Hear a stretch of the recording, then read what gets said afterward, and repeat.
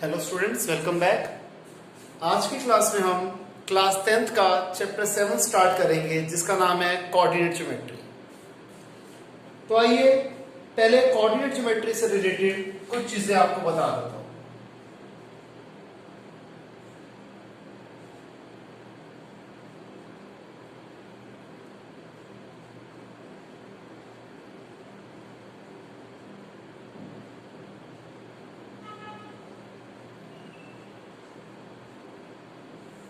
सबसे पहले ये कि जो हमने क्लास 9th में कोऑर्डिनेट ज्योमेट्री किया था, उसमें सिर्फ हमें कार्टेशियन प्लेन के बारे में, पॉइंट्स की प्लॉटिंग कैसे करनी है ग्राफ में, उसके बारे में बताया जाता था, पूछा जाता था।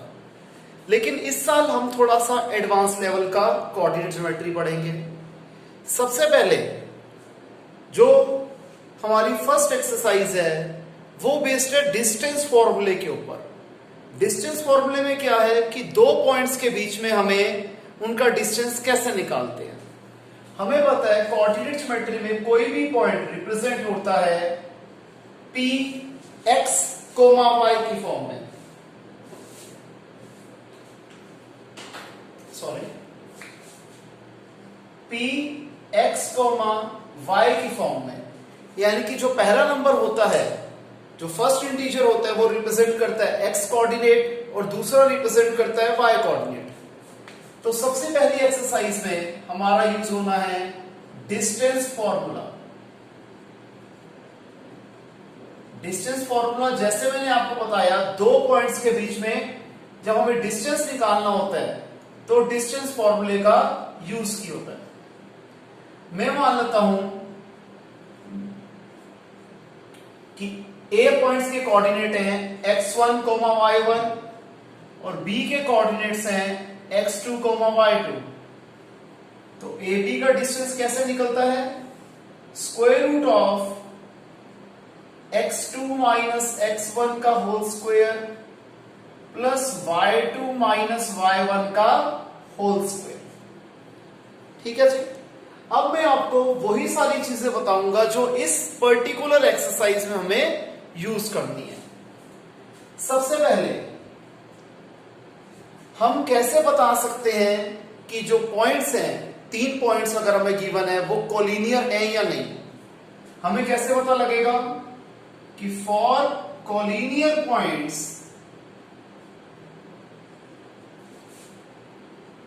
सम of two sides is equal to the third side।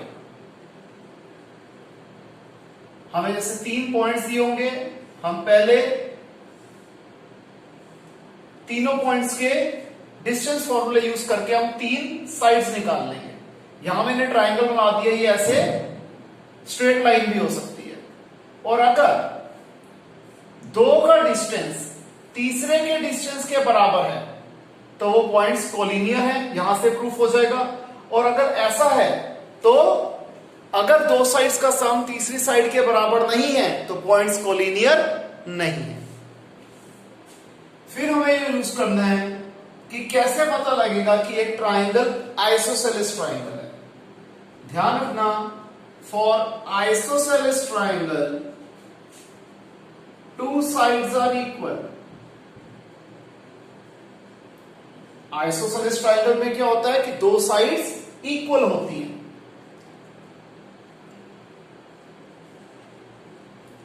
Scalene triangle में तीनों साइड्स का जो लेंथ होता है वो अलग अलग होता है।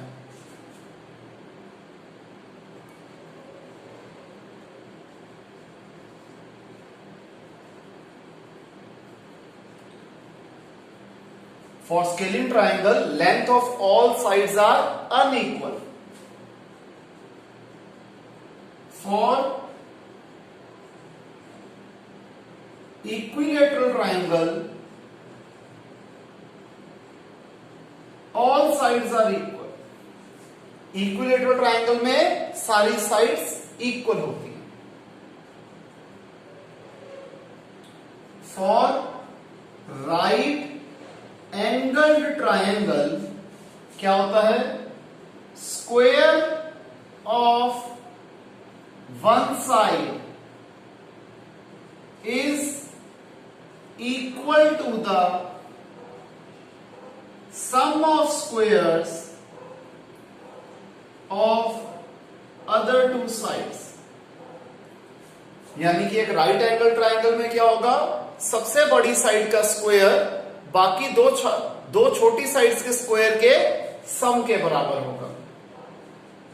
और अगर हम यही बात करें आइसोसेलेस राइट ट्राइंगल की, तो उसके अंदर राइट ट्राइंगल की प्रॉपर्टी और आइसोसेलेस ट्राइंगल की प्रॉपर्टी, दोनों ट्राइंगल्स की प्रॉपर्टी का यूज होगा। जैसे अगर मैं इसे पॉइंट 1, 2, 3, 4 और इसे 5 मानता हूं, तो आइसोसेलेस राइट ट्राइंगल के अंदर पॉइंट 1 प्लस पॉइंट 4 ये दोनों प्रॉपर्टीज लगेगी। यानी कि दो साइड्स इक्वल भी होनी चाहिए और सबसे बड़ी साइड के स्क्वायर किसके बराबर होना चाहिए, दो छोटी साइड्स के स्क्वायर के सम के बराबर होना चाहिए। ये क्लियर है, इसे आप कॉपी कीजिए।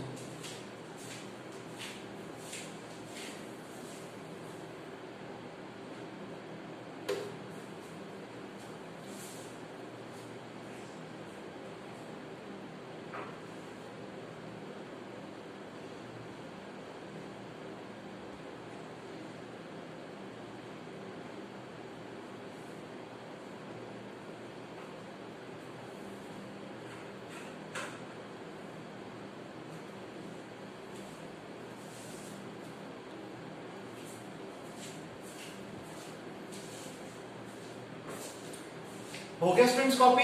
आइए आगे देखिए।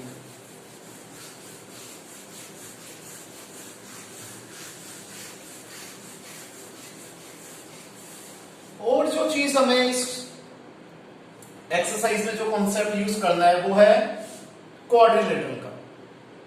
कि अगर हम बात करें पैरेललोग्राम की, तो पैरेललोग्राम कैसे प्रूव होगा? ध्यान रखिएगा, डिस्टेंस फॉर्मूले से हम लेंथ तो निकाल सकते हैं लेकिन पैरेलल प्रूफ नहीं कर सकते, तो इसलिए पैरेलल की प्रॉपर्टी को हम इग्नोर मार देंगे। तो पैरेललोग्राम कैसे प्रूफ होगा? Both pair of opposite sides are equal and diagonals are unequal. ठीक है जी, यानी कि जो ऑपोजिट साइड्स हैं बोथ पेयर, उनकी लेंथ तो सेम आएगी लेकिन जो डायगोनल्स होंगे उनकी लेंथ अलग अलग आएगी। दोनों डायगोनल्स की लेंथ अलग अलग होगी, सेम नहीं होगी। अगर हम एक रेक्टेंगल प्रूफ कर रहे हैं तो रेक्टेंगल में क्या होगा? Both pair of opposite sides are equal and second क्या होगा? जो इसके डायगोनल्स होते हैं वो भी इक्वल होते हैं।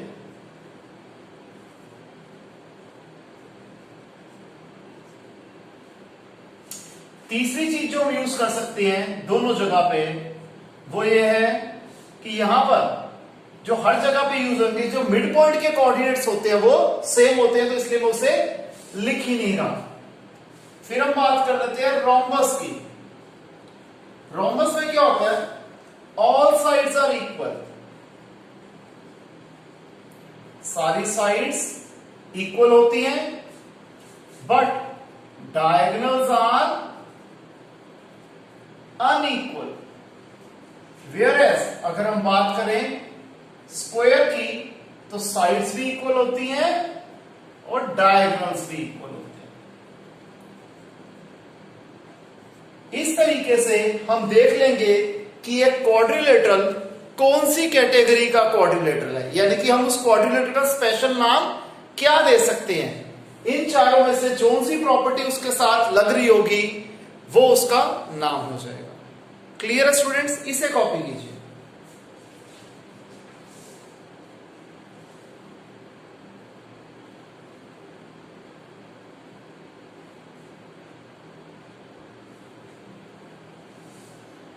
एक कॉन्सेप्ट जो और एक छोटा सा हमारा रह गया कि किस तरीके से पता लगेगा कि अगर एक पॉइंट जो है, अगर हम कहते हैं P जो है A और B से इक्विडिस्टेंट है, तो क्या होगा, PA और PB की लेंथ इक्वल होगी।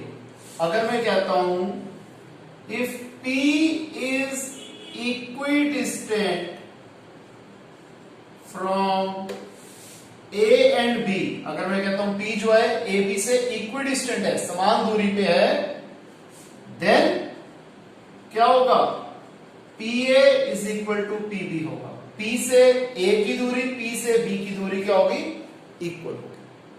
तो ये कॉन्सेप्ट था, इसे कॉपी कीजिए, फिर हम अपनी एक्सरसाइज स्टार्ट करते हैं।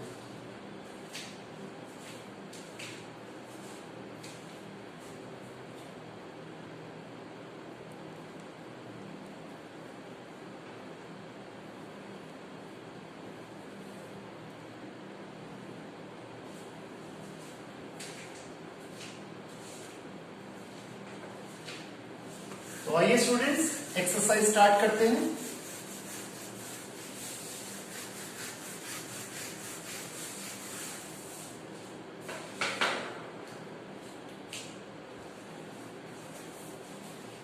Exercise 7.1, question number 1, first part 2,3 and 4,1। हमें इन दो पॉइंट्स के बीच का डिस्टेंस निकालना है। मैं मान लेता हूं A है 2,3 और B है 4,1।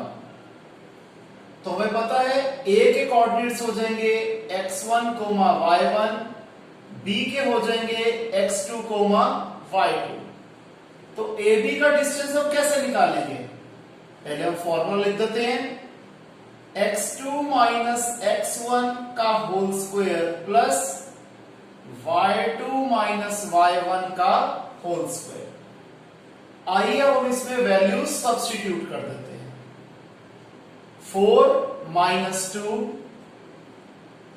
सिर्फ और सिर्फ इस स्टेप में हम वैल्यू सब्स्टिट्यूट कर रहे हैं। 1 माइनस 3 का होल स्क्वायर, 4 माइनस 2, 2 का स्क्वायर 4,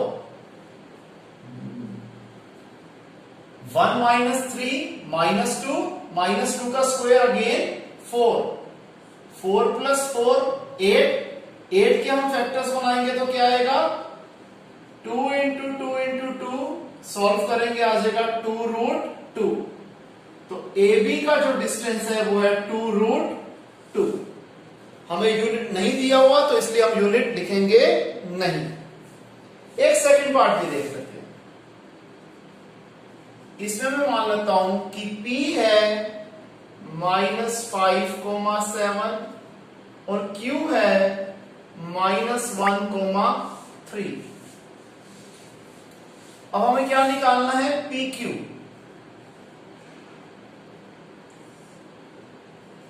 पहले तो फॉर्मूला लिखेंगे, x2 माइनस x1 का whole square plus y2 minus y1 का whole square, again x1 y1 x2 y2।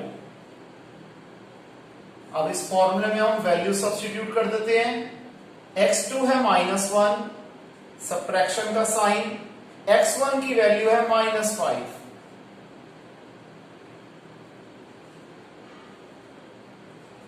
का स्क्वायर प्लस y2 है 3, y1 है 7 का whole square, -1 minus minus plus 5 का होल स्क्वायर, 3 माइनस 7 -4 का स्क्वायर, -1 प्लस 5 4 का स्क्वायर 16, -4 का स्क्वायर 16। अब स्टूडेंट्स ये कोइंसिडेंस है कि दोनों फिगर सेम आ रही हैं, जबकि ऐसा कुछ हमेशा नहीं होगा। ये सिर्फ और सिर्फ एक प्योर कोइंसिडेंस है। स्क्वायर रूट ऑफ 32 ये आ जाएगा 4 रूट 2। क्लियर। अब हम देख लेते हैं थर्ड पार्ट।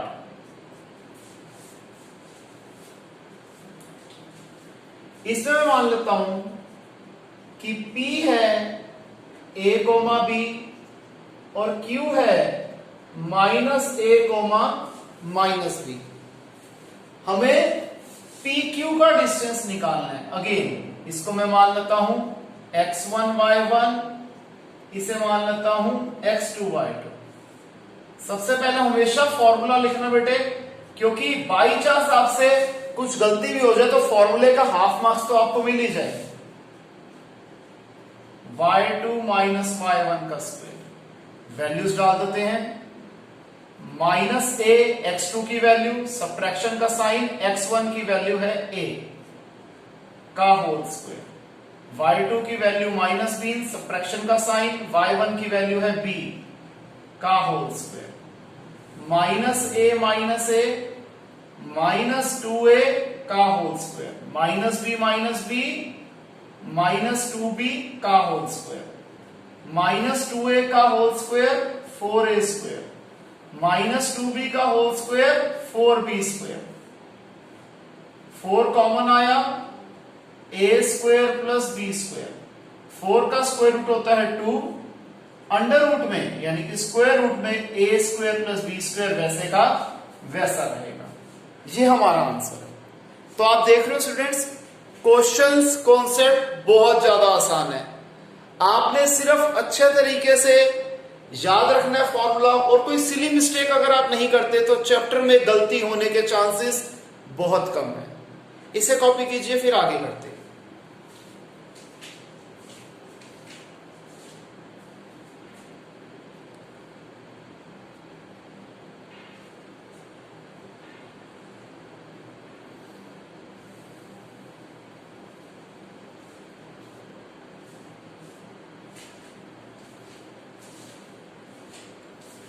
हो गया स्टूडेंट्स, आइए आगे देखते हैं।